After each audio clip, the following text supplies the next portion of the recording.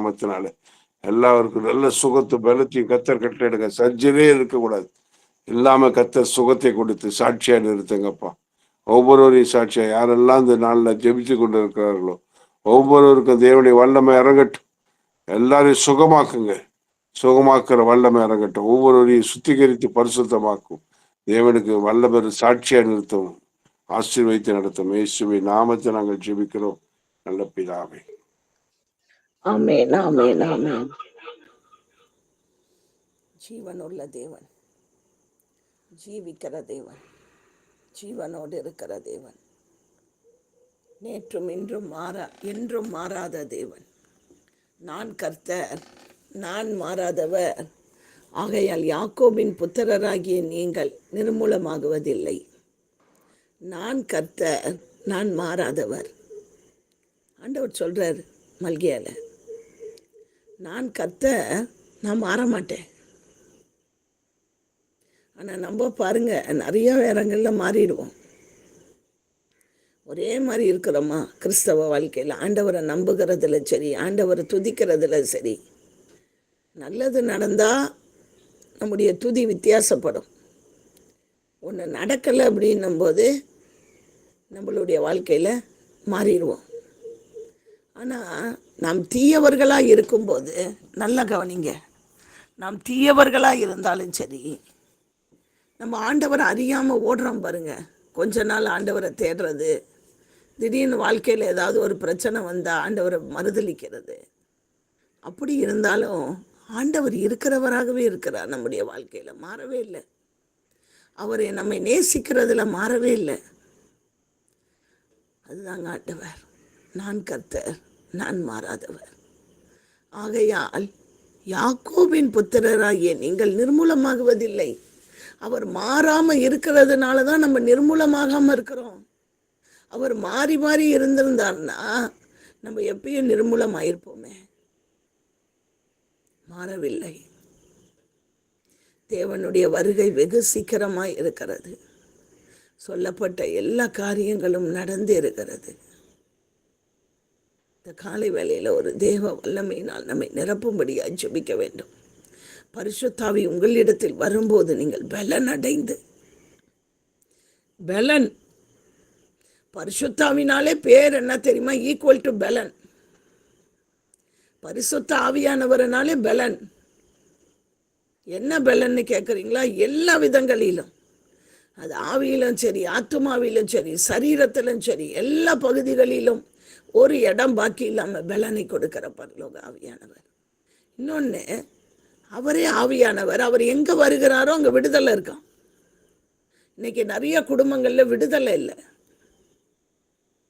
வியாதியிலிருந்து விடுதலை இல்லை, நோயிலிருந்து விடுதலை இல்லை, பேயிலிருந்து விடுதலை இல்லை. ஏன் விடுதலை இல்லை? ஆவியானவர் இல்லை. அவ்வளோதான், சிம்பிள். ரொம்ப பெருசாக அதெல்லாம் யோசிக்கவே தேவையில்லை. ஏன் இல்லை? ஆவியானவர் இல்லை. பரிசுத்த ஆவியானவர் வந்தால் விடுதலை வரணும், அப்படிதான் வசனம் சொல்லுது. அப்போ ஏன் விடுதலை இல்லைன்னு யோசிச்சு பார்த்தா, ஆவியானவர் வரலையப்பா. இன்னும் அந்த பகுதிகளில் நீங்கள் வரலையப்பா. இன்னும் எங்கள் பிள்ளைகளுடைய வாழ்க்கைக்குள்ளே நீங்கள் வரலையப்பா. இன்னும் எங்களுடைய குடும்பத்தாருடைய வாழ்க்கைக்குள்ளே வரலையப்பா. இன்னும் என் பொருளாதாரத்தில் வரலையப்பா. இன்னும் எங்களுக்கு காணப்படுகிற தடைகளில் நீங்கள் வரலையப்பா. நீங்கள் வந்தால் அங்கே விடுதலை இருக்குல்லப்பா. அங்கே ஏன்பா நீங்கள் வரல? ஏன் வரல? அவருக்கு இடம் கொடுக்கலன்னு அர்த்தம். அப்போ அவருக்கு இடம் கொடுத்தாதான் அவர் வருவார். நான் பிசாசுக்கு இடம் கொடுத்தா அவன் வருவான். அப்படிதானே வசனம் அப்படித்தானே சொல்லுது, பிசாசுக்கு இடம் கொடாமல் இருங்கள். அப்ப இடம் கொடுத்தா அவன் வந்துடுறான். அவன் வந்துட்டான்னா ஆண்டவரால் வர முடியாது. ஆண்டவர் அப்ப எப்போ வருவாருன்னா, தாகமா இருக்கிறவன் மேல் தான் ஆவியை ஊற்றுவார். அதனாலதான் நான் அதை தீவிரமாய் சொல்லிக்கொண்டே இருக்கிறேன். எனக்கு மற்ற காரியங்கள், உலக காரியங்களின் மீது என்னுடைய இருதயம் அதிக நாட்டம் கொள்ளுமானால், தேவனுடைய காரியங்களின் மீது எனக்கு அதிகமான நாட்டம் இல்லையானால் ஆண்டவர் வரமாட்டார். அதாவது சிலருக்கு ஐயோ நம்ம ஜெபம் பண்ணலைன்னா பிசாசு வந்துருமோ அப்படின்னு ஆண்டவரை தேடுறாங்க. அப்படிலாம் ஆண்டவர் வரமாட்டார். மனுஷன் முகத்தை பார்க்கிறான், தேவனோ இருதயத்தை பார்க்கிறார். அவ்வளவுதான், சிம்பிள். மனுஷன் முகத்தை பார்க்கிறான், ஆனால் தேவனோ இருதயத்தை பார்க்கிறார். என்னுடைய தேடுதல் எப்படி இருக்கிறது என்று நன்றாய் அறிகிறவர், ஏமாத்தல்ல முடியாதவரை. என்னுடைய தேடுதலை வைத்துதான் அவர் தீர்மானிப்பார். ரெஜினா, நீ யார் என்று எனக்கு தெரியும்னுவார். உன் யோசனை என்ன, சிந்தனை என்ன, அத்தனையும் வகையறுத்துருவார் தனித்தனியா. இதுதான் நீ யோசிக்கிற, இதுதான் நீ சிந்திக்கிற, நீ இப்படிப்பட்ட ஆள் தான், நீ யாருன்னு தெரியும், நீ தேவைக்கு யூஸ் பண்ணுகிறவர், நீ தேவைக்கு என்னை தேடுகிறவள் ரெஜினான்னுவார் என்னை பார்த்து. அப்படிதான் ஆண்டவர் தீர்மானிப்பார். நம்மள தீர்மானிக்கிற மாதிரிலாம் தீர்மானிக்க மாட்டாரு. ஐயா வணக்கம் ஐயா அப்படின்னோன்னு ஐயோ எவ்வளோ தாழ்மையா இருக்கிறாரு அப்படின்னு நினைப்போம். ஆண்டவர்கிட்ட போய், ஆண்டவரே என்னை ஒப்பு கொடுக்குறேன்ப்பா அப்படின்னா, என்னப்பா உதட்லையே சொல்றியப்பான்வார். வித்தியாசம் இருக்குல்லங்க, ரெண்டுக்கும் வித்தியாசம் இருக்குல்ல. ஆவியோடும் உண்மையோடும் தொழுது கொள்ள வேண்டும். எங்கும் பிதாவை தொழுது கொள்ளும் காலம் வரும், எங்கும் பிதாவை தொழுது கொள்ளுவார்கள். எங்க பார்த்தாலும் சபைகள் இருக்கும், ஆனா ஆவியோடும் உண்மையோடும் தொழுது கொள்ளுகிற மக்கள் குறைவு. எந்த மக்கள் குறைவு? ஆவியோடும் உண்மையோடும். பொய்யான கிறிஸ்தவ வாழ்க்கை இன்றைக்கு அநேகருடைய வாழ்க்கையை பாதித்து கொண்டிருக்கிறது. இன்றைக்கு பொய் டூப்ளிகேட் ஒரிஜினல் மாதிரியே இருக்கு. டூப்ளிகேட்டை பார்த்தா அது தெரியவே மாட்டேங்குது. பொய்யான கிறிஸ்தவ வாழ்க்கையை உண்மை என்று சொல்லி ஏமாற்றி கொண்டிருக்கிறதான இந்த கிறிஸ்தவ உலகத்திலே நாம் வாழ்ந்து கொண்டிருக்கிறோம். அதிலே தான் ஆண்டவர் சொல்லுகிறார், தேவனுடைய ஆவியினாலே நடத்தப்படுகிறவர்கள் எவர்களோ அவர்கள்தான் தேவனுடைய புத்திரர்கள். போடுமா ரோமர் 8. தேவனுடைய ஆவியினால் நடத்தப்படுகிறவர்கள் எவர்களோ 14 போடுமா. அவர்கள்தான் தேவனுடைய புத்திரர்கள். ஆவியினாலே நான் நடத்தப்படுகிறேனா? ஆவியினாலே நான் ஜெபிக்கிறேனா? ஆவியோடும் உண்மையோடும் என்னுடைய ஜெபம் இருக்கிறதா? அவர்கள்தான் என்னுடைய புத்திரர்கள், பிள்ளைகள். அடுத்தது ஆண்டவர் சொல்றார், பயத்தினால தேடுறது. ஐயோ இன்னைக்கு காலையில ஜோம் பண்ணாம போயிட்டோம்னா என் பிள்ளைக்கு ஏதாவது ஆயிருமா? அடிமைத்தனத்தின் ஆவி. அந்தபடி திரும்பவும் அண்டர்லைன் பண்ணணும், திரும்பவும். ஏன் அந்த இடத்துல திரும்பவும் என்றாரு?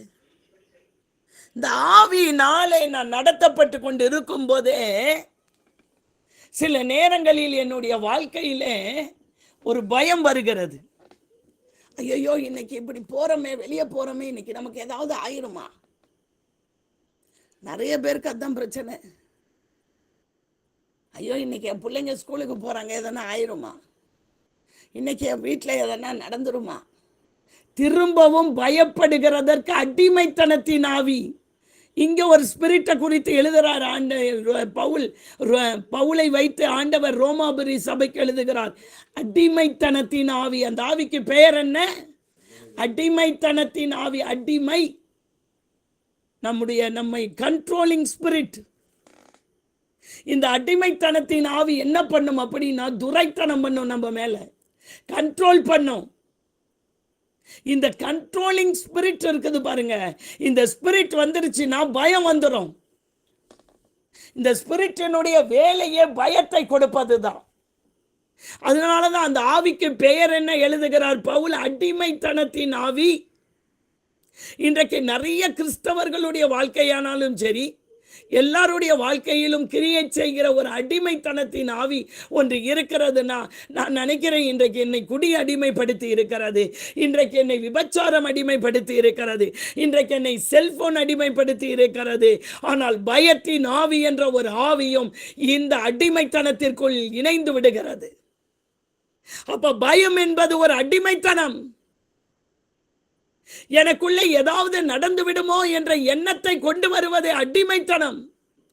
ஆண்டவர் ஒரு வாக்குத்தத்தத்தை நமக்கு கொடுத்திருக்கிறார். வாதை உன் கூடாரத்தை அணுகாது, பொல்லாப்பு உனக்கு நேரிடாது. வாக்குத்தத்தம் தானே. அப்ப நான் ஏன் ஆண்டவரே அடிமைத்தனத்தின் ஆவிக்குள் மறுபடியும் போகிறேன் என்றால், அப்பா பிதாவே என்று கூப்பிடத்தக்கதான புத்திர சுவிகாரத்தின் ஆவி இருக்கா? ரெண்டு ஆவியை ஒரே வசனத்தில் குறிப்பிடுகிறார். முதல் வரியில் அடிமைத்தனத்தின் ஆவி, பின்னாடி கடைசி பாட்டில் என்ன ஆவி? புத்திர சுவிகாரத்தின் ஆவி போட்டுக்கா. புத்திர சுவிகாரத்தின் ஆவியை பெற்றீர்கள். ஒரே வசனத்துல ரெண்டு ஆவி ஆண்டவர் வகையா இருக்கிறார். ஒன்னு அடிமைத்தனத்தின் ஆவி, ஒன்னு பிள்ளை. பிள்ளை இப்ப என் பிள்ளை என்னை அடிமை போல, இப்ப எங்க வீட்டுல வேலை செய்யறவங்க வராங்க, அவங்க அம்மா நான் இதை எடுத்துக்கிட்டுமா, அவங்க பயப்படுவாங்க. என்ன பயப்படுவாங்க? ஒன்றை எடுப்பதற்கு பயப்படுவார்கள். பிள்ளை பயப்படுமா?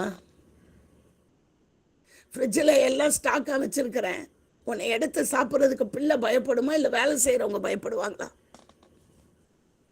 வேலைக்காரர்கள் தான் என்ன பண்ணுவார்கள்? ஐயோ எஜமான் பார்த்துருவாரோ, அப்போ அது திருடாகிவிடும். ஆனால் பிள்ளை எடுக்கிறது அது திருடாகிறதா?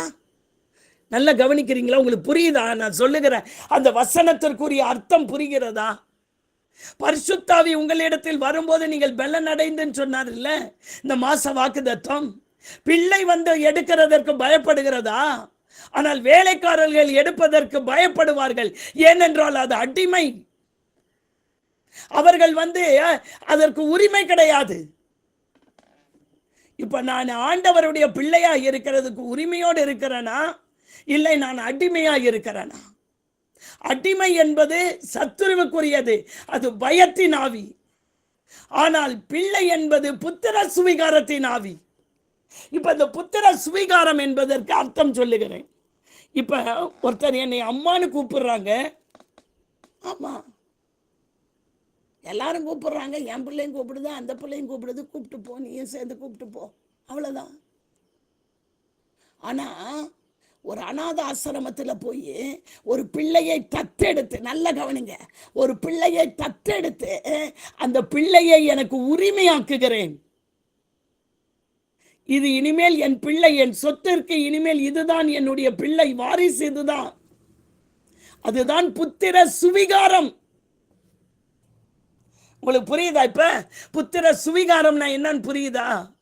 இப்ப என்னை என்ன செய்திருக்கிறார் என்றால், என்னை தத்தெடுக்கவில்லை, என்னை அவருடைய கிரயத்துக்கு அவருடைய ரத்தத்தை கொடுத்து என்னை பத்திரப்பதிவு செய்து என்னை என்ன பண்ணி இருக்கிறார் என்றால், இந்த பயத்தின் ஆவி, இந்த அடிமைத்தனத்தின் ஆவி இனி என் பிள்ளை கிட்ட வராது என்று சொல்லி என்னை அவர் புத்திர சுவிகாரமாய் என்னை கிரயம் கொடுத்து ரத்தத்தை கொடுத்து என்னை அவருக்கு சொந்தமாக்கி எனக்கு ஒரு காரியத்தை செய்திருக்கிறார். அவர்கள் பத்திரம் எழுதி, இனி இது என்னுடைய பிள்ளை, இனி அநாத ஆசிரமத்தில் உள்ள பிள்ளை அல்ல, இதை நான் என் வீட்டிற்கு கொண்டு போகிறேன். இப்ப இந்த பிள்ளை என்ன பண்ணும் தெரியுமா? அந்த பிள்ளைக்கு அந்த வீட்டில் எல்லாம் உரிமை இருக்கிறது, அந்த சொத்துக்கு உரிமை இருக்கிறது. அவர்களை அம்மா அப்பா என்று கூப்பிடக்கூடிய எல்லா தகுதிகளும் இந்த பிள்ளைக்கு தான் வருமே தவிர, சும்மா கூப்பிடுறாங்க பாருங்க. புரியுதா இப்ப இந்த வசனத்துக்கு அர்த்தம்? சும்மா கூப்பிடுறாங்க பாருங்க, அம்மான்னு பின்னாடி நின்று.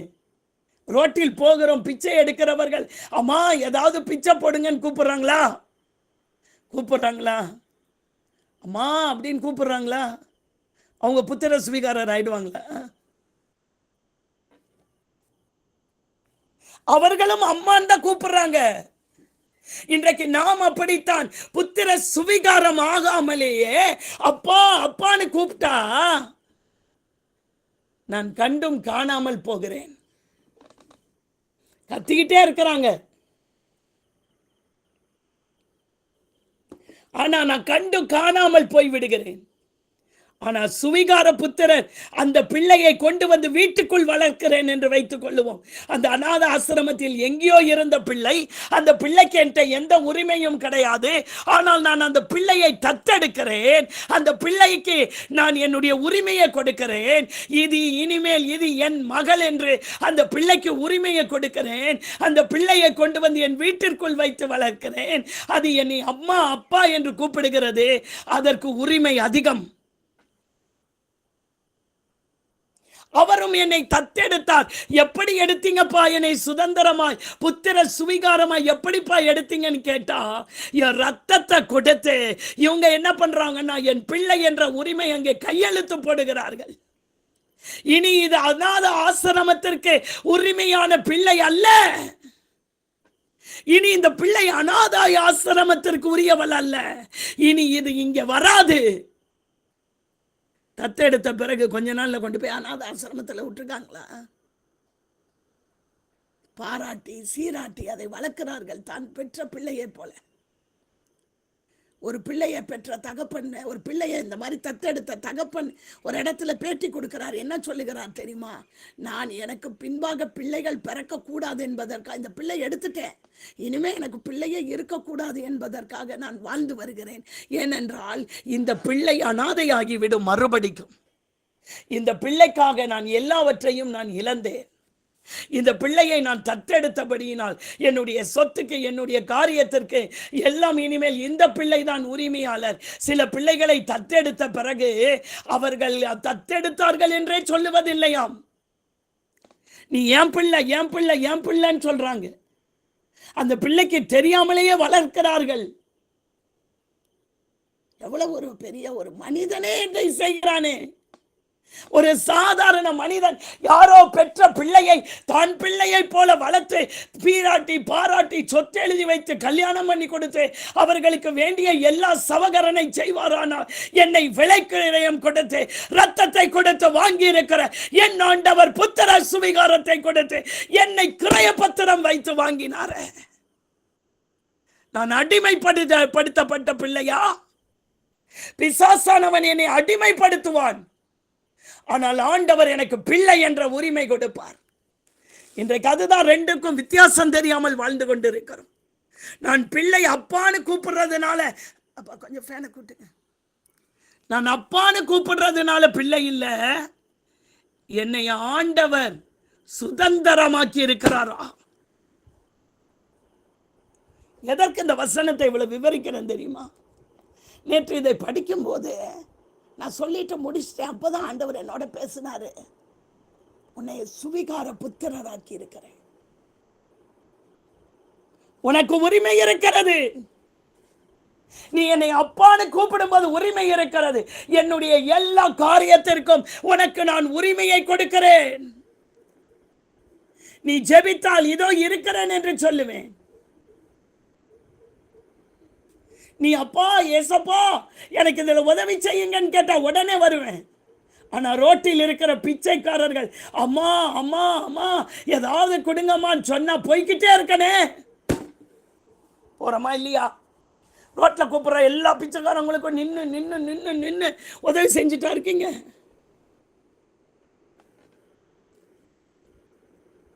அம்மா ஏதாவது கொடுங்கம்மான்னு கூப்பிட்டா போயிட்டே இருக்கோம்ல. அதே ஒரு பிள்ளைய நான் பத்திர பதிவு பண்ணி வாங்கிட்டேன், அந்த பிள்ளை கூப்பிட்டா போயிட்டே இருப்போமா? அது யார் பெற்ற பிள்ளையோ தான். என்னைக்கு அந்த பிள்ளையை கொண்டு வந்து என் வீட்டிற்குள்ள விடுகிறனோ அன்றைக்கு அது என் பிள்ளையாகிறது. அதைத்தான் இயேசு நமக்காக செய்தார். உலகத்துக்கும் பாவத்துக்கும் மாம்சத்துக்கும் அவருக்கு உரிமைப்படாதவர்கள் அந்நிய புத்திரர்கள். இஸ்ரவேல் தேசத்தில் உள்ள இஸ்ரவேலருக்கு மட்டும்தான் அவர் தேவனாக இருந்தார். பழைய ஏற்பாடு முழுவதும் அந்நிய ஜாதியான ஒருவரையும் அவர்களுக்கு தெய்வம் அல்ல இவர். ஆனால் என்றைக்கு சிலுவையில ரத்தம் சிந்தினாரோ அன்றைக்கே என்னை சுவிகார புத்திரர் ஆக்கும்படி என் பக்கம் அவருடைய கண்கள் திருப்பப்பட்டது. இதோ நான் உன்னையும் நேசிக்கிறேன் என்று அவருடைய இரு கரங்களிலும் ஆணிகள் கடாய்ந்த போது அந்த ரத்தம் வடிய வடிய என் இயேசு சொன்னார், நீயும் என் பிள்ளை. நான் இருக்கிறேனா? நான் இருக்கிறேனா? நான் உண்மையாவே அவருடைய சுவிகார புத்திரனா?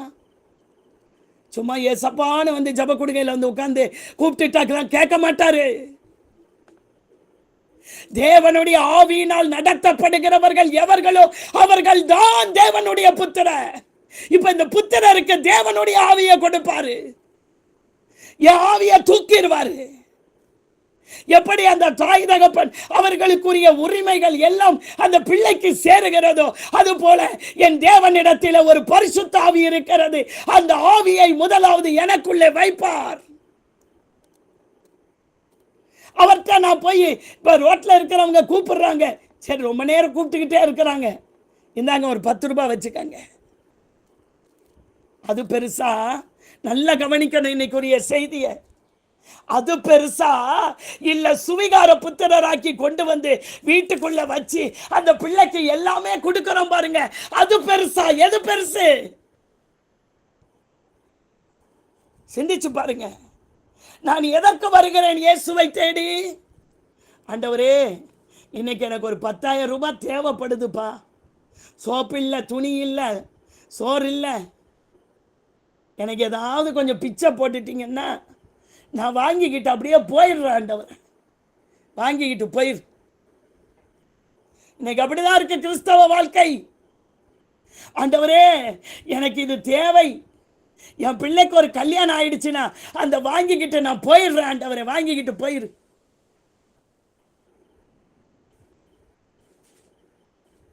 ரொம்ப பின்னாடியே வருகிறாங்க. இல்ல சில நேரம் நானே பரிதாபப்பட்டு, கண்கள் தெரியாதவர்கள் இந்த கார் சிக்னல்ல நிற்கும் பாருங்க, கண்ணு தெரியாதவர்கள் வரிசையா வருவார்கள். நானே பரிதாபப்பட்டு கண்ணு தெரியலையேன்னு சொல்லி கொடுக்கிறேன். ஐயோ இவர்களால வேலை செய்ய முடியாது என்று கொடுக்கிறேன். எவ்வளவு கொடுத்துருவேன்? சீரியஸா கேட்கிறேன், எவ்வளவு கொடுத்துருவேன்? அவர்களுக்கு என்கிட்ட உரிமை இருக்கா? என் காரில் ஏறி உட்கார முடியுமா அவங்களால? அதே என் பிள்ளையை நான் தத்தெடுத்து சுவிகார புத்திரன் ஆக்கிவிட்டால் அந்த பிள்ளைக்கு என் காரில் உட்காருவதற்கும் எனக்குரியது எல்லாம் கேட்பதற்கும் அது வாயை திறந்து, அப்பா எனக்கு இது வேணும், எனக்கு இந்த காஸ்ட்லியான பொருள் வேணும் அப்படின்னு சொன்னா வாங்கி கொடுப்போமா இல்லையா? பிச்சைக்காரர்கள் கேட்டால் வாங்கி கொடுப்போமா? இன்றைக்கு அப்படித்தான் ஆண்டவரும் சில வேளைகளில் சிலருடைய கஷ்டங்களை பார்த்து தானாய் உதவி செய்து விடுவார்.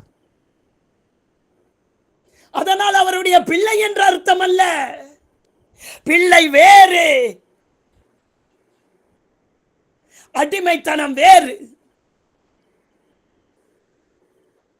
திரும்பி பார்த்து, ஏமா உனக்கு ஒரு வேலையே இல்லையா, சும்மா கூப்பிட்டுக்கிட்டே இருக்க அப்படின்னு எத்தனை நாள் சொல்லியிருப்போம்.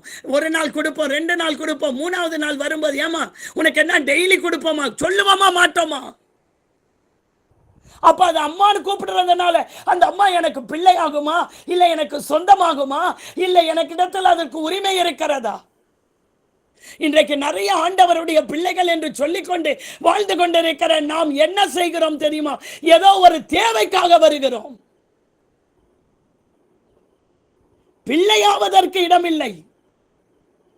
பிள்ளையானால் அடுத்த வசனம் பாருங்க, நாம் தேவனுடைய பிள்ளைகளாய் இருக்கிறோம் என்று ஆவியானவர் தாமே நம்முடைய ஆவியுடனே கூட சாட்சி கொடுக்கிறார். சாட்சி கொடுக்கிறார். எப்படி சாட்சி? அதுதான் சொன்னேன், பத்திர பதிவு. கிரயத்துக்கு கொல்லப்பட்டீர்களே, ஆண்டவர் சொல்லுகிறார், கிரயம் கிரயம் கிரயம் கொடுத்து உன்னை நான் சாட்சியாக்கி இருக்கிறேன். நீ என் பிள்ளை என்பதற்கு நான் சாட்சி வைத்திருக்கிறேன். என்னுடைய ஆவியை வைத்து அவருடைய ஆவி எனக்குள்ளே வாசம் பண்ணுமானால் நான் சாட்சி இடுகிறார். அவர் சாட்சி இடுகிறார், நான் இல்லை, அவர் இடுகிறார். என்ன சாட்சி ஆண்டவரே? என்னப்பா சாட்சி சொல்றீங்க? என்னை குறித்து என்ன சாட்சி சொல்றீங்க? என் பிள்ளை பரலோகத்திலே ஆண்டவர் நம் கூப்பிடும் போது என் பிள்ளை கூப்பிடுது, சத்தம் வருது பூமியில இருந்து.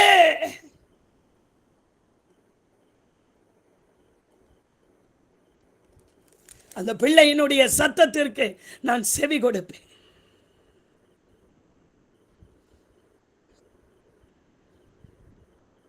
அல்லேலூயா. 1 பேதுரு 1வது அதிகாரம் 18வது வசனம் போடுமா? 1 பேதுரு 1வது அதிகாரம் 18வது வசனம். உங்கள் முன்னோர்களால் பாரம்பரியமாய் நீங்கள் அனுசரித்து வந்த வீணான நடத்தை நின்று. என்ன நடத்தை? முன்னோர்களால் பாரம்பரியமாக அனுசரித்து வந்த. எங்க அம்மா இந்து, நான் இந்து. எங்க அப்பா கிறிஸ்டியன், நான் கிறிஸ்டியன். எங்க அப்பா இருக்கும்போது சர்ச்சுக்கு கூட்டிட்டு போனாரு. ஆனால் வீட்டுக்கு வந்தோடனே கறி வாங்கி சமைச்சு சாப்பிட்டுட்டு நல்லா தூங்கிட்டு அடுத்த நாள் காலையில் ஏஞ்சி சர்ச்சுக்கு வேலைக்கு போயிடுவோம். நாங்கள் ஸ்கூலுக்கு போயிடுவோம். ஆனால் ஞாயிற்றுக்கிழமை ஆனால் என் அப்பா என்னை கூட்டிட்டு போவார். எங்க? சர்ச்சுக்கு. பாரம்பரியமாய் வருகிறது. எனக்கு நினைவு தெரிஞ்சதுலேருந்து நான் சர்ச்சுக்கு தான் போறேங்க. போங்க. பிச்சைக்காரர்களாய் கூப்பிடுகிறவர்களாய் இருக்கிறோமா? இல்ல பிள்ளை என்ற உரிமைக்குள் வந்திருக்கிறோமா? பிள்ளை என்ற உரிமைக்குள் வந்தால் அவருடைய ஆவியை நமக்குள்ளே வைப்பது நிச்சயம். ஏன் இன்னைக்கு பரிசுத்தாவியானவர் வரல தெரியுமா? நீ இன்னும் முதல்ல பிள்ளையாவே ஆகலையே. நீ பிள்ளையா ஆகலைன்னா எப்படி வருவாரு? நீ இன்னும் அடிமைத்தனத்தில் இது வேணும் அது வேணும், சின்ன சின்ன காரியத்துக்கெல்லாம் உட்காந்துக்கிட்டு அழுதுகிட்டு, என் வீட்டுக்காரன் சரியில்லை, என் வீட்டுக்காரன் பூ வாங்கி கொடுக்கல, என் வீட்டுக்காரன் என்னை விசாரிக்கல, இதெல்லாம் ஒரு அழுகையா?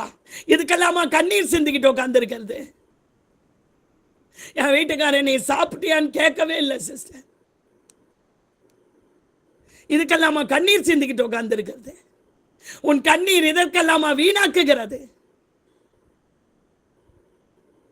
இன்னும் இப்படியே வாழ்ந்து கொண்டிருந்தால் எப்ப அவருடைய ஆவியை பெறுவீர்கள்?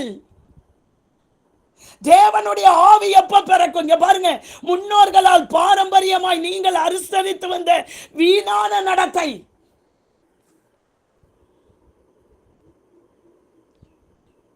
எங்க அப்பா சர்ச்சுக்கு போவாரு, காணிக்க போடுவாரு. வேற என்ன செஞ்சாரு உங்க அப்பா? அது செஞ்சுதான் எங்களுக்கு தெரியும். வேற எதுவுமே செய்யலையா? நடத்தை நின்று அழிவுள்ள வஸ்துக்களாகிய வெள்ளியினாலும் பொன்னினாலும் மீட்கப்படாமல்.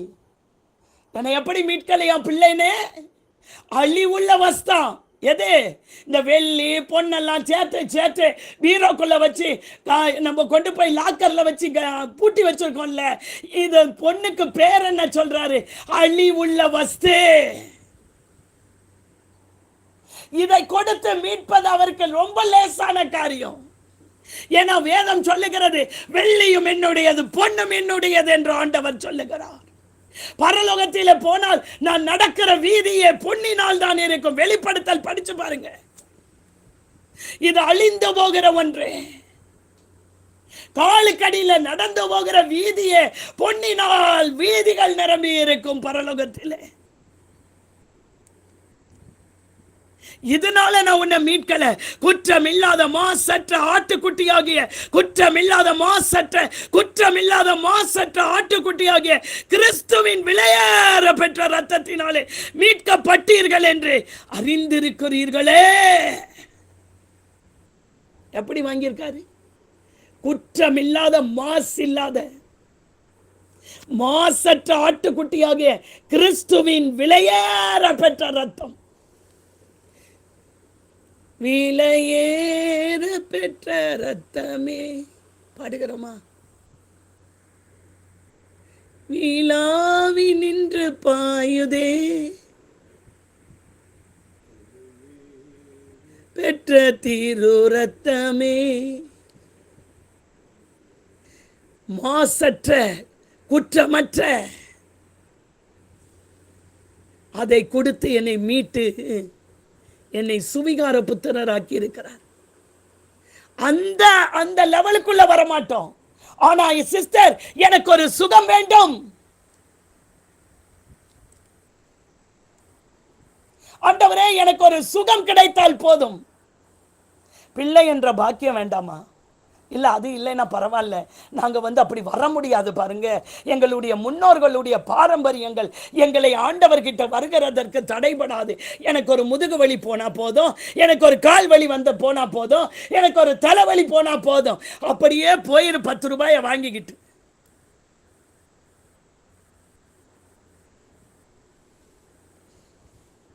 திரும்பவும் அடுத்த நாள் போய் அதே பிச்சைக்காரர்கள் இருக்கிறாரான்னு பார்த்து சுத்துறோமா? யாராவது நேற்று கொடுத்தோமே ஒரு ஆளுக்கு, அந்த ஆள் இன்னும் இருக்கிறாரான்னு பார்த்து இன்னொரு தாட்டி கொடுக்கறதற்கு தேடுவோமா?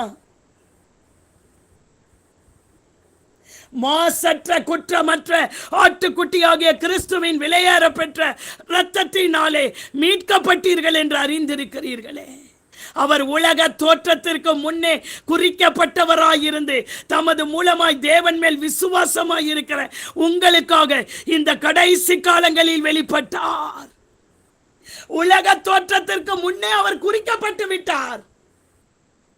ஆனால் அவர் வெளிப்பட்டது என்னவோ 2025 ஆண்டுகளுக்கு முன்னாடி தான்.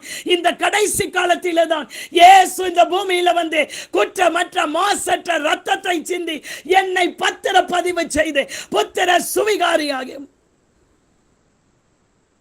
புத்திர சுவிகாரமாகி விட்டவர்கள் எப்படி தெரியுமா இருப்பாங்க? பரிசுத்தாவி இல்லாமல் இருக்க மாட்டார்கள்.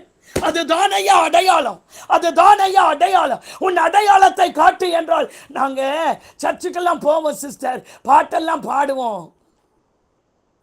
அப்போஸ்தலர் 2 அனுபவம் இருக்கிறதா? அப்போஸ்தலர் 2 ஆவியானவர் பலமாய் ஊற்றப்பட்டாரே, அந்த அனுபவத்தை பெற்றீர்கள். அப்படியா? அதெல்லாம் நாங்கள் எங்கள் வாழ்க்கையில் பார்த்ததில்லை. அங்கே பாஸ்டர் ஒரு 2 பாட்டு பாடுவார், நானும் கையை தட்டி 2 பாட்டு, அப்புறம் ஏதோ வசனத்தைன்னு சொல்கிறாரு, அதுவும் எனக்கு புரிய மாட்டேங்குது. முதல்ல அவருக்கு புரிஞ்சிச்சா என்னானே தெரியல. அவர் பாட்டுக்கு சொல்லிக்கிட்டே இருக்கிறாரு. ஏதோ ஒரு லேப்டாப் ஒன்று வச்சிருக்காரு சைடில், அதை பார்க்குறாரு, இங்கே சொல்கிறாரு, அதை பார்க்குறாரு, இங்கே சொல்கிறாரு. எனக்கும் புரியலை, அவருக்கும் புரிஞ்சிச்சான்னு தெரியலை. வீட்டுக்கு வந்துட்டோம் சிஸ்டர். எத்தனை வருஷமா சர்ச்சுக்கு போகிறீங்க சிஸ்டர்? 40 வருஷமா போறோம் சிஸ்டர். ஆனாலும் என் குடும்பத்தில் இன்னும் பாருங்க, எனக்கு குழப்பம், மன குழப்பம், எனக்குள்ள நிம்மதி இல்லை, என் சரீரத்தில் நோய், என் குடும்பத்தில் பேய், இது அத்தனையும் போகல. ஏன் போகல ஐயா? நீ புத்திர சுவிகாரன் ஆகல. நீ இன்னும் பிள்ளை என்ற கேட்டகரிக்குள்ளே வரல. நீ ஒரு தேவைக்காக ஆக்ட் போட்டுக்கிட்டு இருக்கிற. ஆக்ட் போடுறவங்களுக்கெல்லாம் ஒன்னு கொடுத்து அமுச்சு விட்டுருவாரு. போ, பரிசுத்தாவி வேணுன்றவங்களுக்கு தான் சாட்சி கொடுப்பார். இப்ப போடுமா, ரோமர் 8:16 போடுமா, முடிச்சிடறேன்.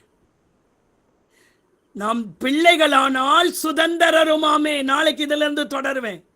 நான் உண்மையாவே பிள்ளையா இருந்தேன்னா அவருடைய சுதந்திரவாளி.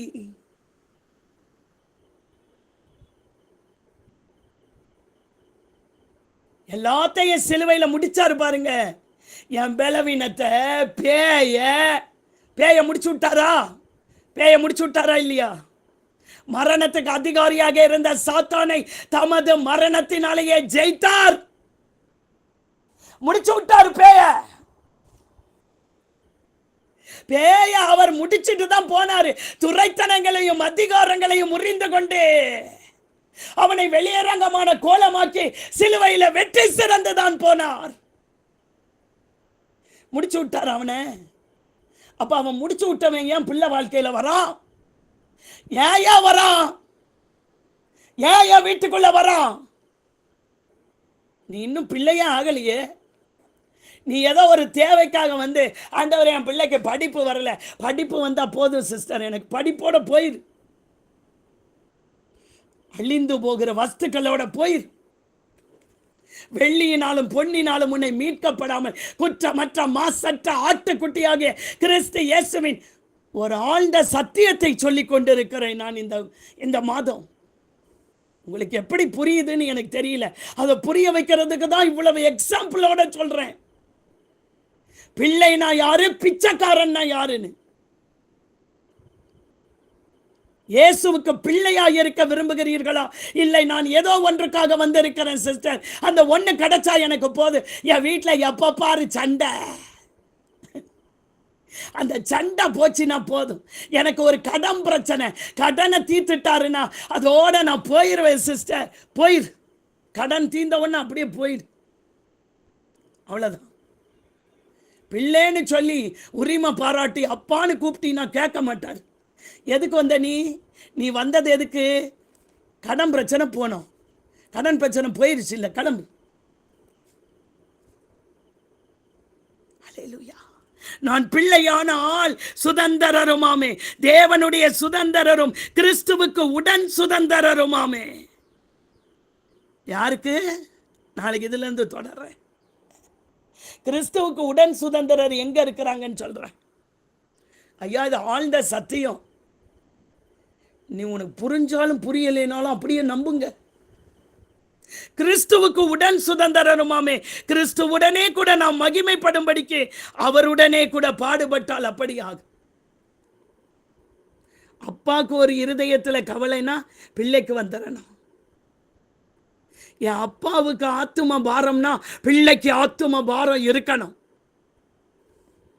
ஐயா, எங்க அப்பா ஒரு கஷ்டத்துல இருக்கிறாரு, நான் அந்த நேரம் பார்த்து கைவிட்டுட்டு போயிட்டேன். இங்க பாருங்க, வேதம் என்ன சொல்லுகிறது? கண்களை மூடலாமா? கிறிஸ்துவுடனே கூட நான் மகிமைப்படும்படிக்கு அவருடனே கூட பாடுபட்டால் அப்படியாக. எனக்கு கிறிஸ்து வேணும், ஆனா கிறிஸ்துவினுடைய கட்டளைகள் வேண்டாம். எனக்கு கிறிஸ்துவால் வருகிற நன்மை வேண்டும், ஆனால் கிறிஸ்துவால் வருகிறதான காரியங்கள் எனக்கு தேவையில்லை என்று சொன்னால் பிள்ளையாவே இருக்க மாட்டீங்க. வந்தீங்க பாருங்க ஏதோ ஒண்ணுக்காக, அதை வாங்கிக்கிட்டு போயிடணும். அவங்களுக்கு தேவனுடைய ஆவி அவர்களுக்கு கொடுக்கப்பட்ட வாக்குத்தத்தம் அல்ல. தேவனுடைய ஆவி இல்லாதவன் அவருடையவன் அல்ல. முடிஞ்சு போச்சு. கிறிஸ்துவை மரித்தோரில் இருந்து எழுப்பினவருடைய ஆவி உங்களில் வாசமாய் இருந்தார். மரித்தோரில் இருந்து எழுப்பினவருடைய ஆவி உங்களில் வாசமாய் இருக்கிறதின்படியே உங்கள் சாவுக்கு ஏதுவான இந்த சரீரத்தை உயிர்ப்பிப்பார். கைகளை உயர்த்தி உயிர்ப்பிக்கிற ஆவியானவர் எனக்குள்ளே வந்து என்னை உரிமையாக்கி புத்திர சுவிகார பத்திரம் போட நான் என்னை அர்ப்பணிக்கிறேன் சொல்லாம என் வீட்டில் பேய் நடமாடுது, அது போனா போதுன்னு வரேன் சிஸ்டர். எப்பதான் சிஸ்டர் பேய் போக என் வீட்டை விட்டு? போகாது. நீ எத்தனை ஊழியக்காரன்ட்ட போ, உலகத்தில் இருக்கிற முதன்மையான ஊழியக்காரர்கிட்ட கூட போயிட்டு வாங்க. அடிமைத்தனத்தின் ஆவி இருக்கிற வரைக்கும் புத்திர சுவிகாரத்தின் ஆவி பெற முடியாது. அடிமைத்தனத்தின் ஆவி போக வேண்டுமானால் நான் பிள்ளை என்ற சுதந்திரத்திற்குள் வர வேண்டும். முழுமையா வரணும். சும்மா அறகுறையா ஏமாத்திக்கிட்டு என்ன கொடுக்கணும், என் வீட்டை கொடுக்கணும், என் பிள்ளைய கொடுக்கணும். நான் முற்றிலும் தேவனுடைய பிள்ளை என்றால் நான் அவருக்கு அர்ப்பணிக்கப்பட்டவள். இப்ப இந்த சுவிகார புத்திரரான பிள்ளை என்ன பண்ணும்? அந்த அப்பா செத்தா அந்த பிள்ளை தான் கொல்லி வைக்கும். உண்மையாவே அந்த அவருக்கு பிறந்ததா? அது எப்படி அந்த உரிமை அந்த பிள்ளைக்கு கிடைச்சது? நாளைக்கு இந்த வசனத்தில் இருந்து சொல்லுகிறேன், இன்னும் அதிகமாய் ஆண்டவர் இந்த ஆழ்ந்த சத்தியங்களை பெற்றுக்கொள்ளும் போது நான் யார், கிறிஸ்துவுக்குள் நான் யார், உடன் சுதந்திரர் என்ன என்பதை கற்றுக்கொள்ள போகிறோம். ஆண்டவரே, இந்த காலை வேளையில கைகளை உயர்த்தி, அப்பா உயிர்ப்பிக்கிற ஆவியானவர் எனக்கு வேண்டும். புரியுதோ புரியலையோ கேளுங்க. அப்பா, எனக்கு நீங்க அப்பான்னு நான் சும்மா கூப்பிடுறேன், ஆனா எனக்கு புத்திர சுவிகாரத்தின் ஆவியை கொடுத்து என்னை விலக்கிரயமாக்கி என்னை வாங்கி இருக்கிற அந்த சுவிகார புத்திரருக்குள் நான் வருகிறேன்.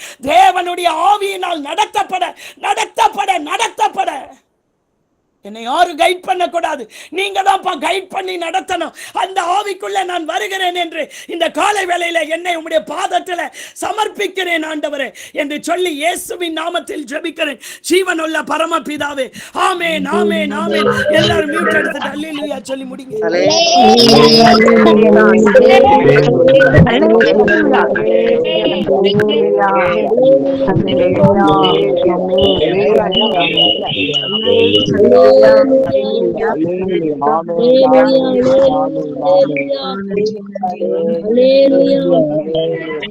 Hallelujah.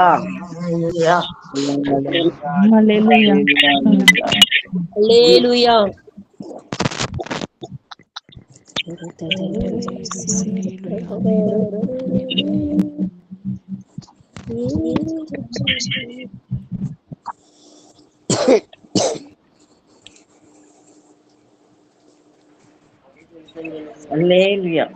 Hallelujah. Hallelujah. Amen. Hallelujah. Hallelujah. Amen. Amen.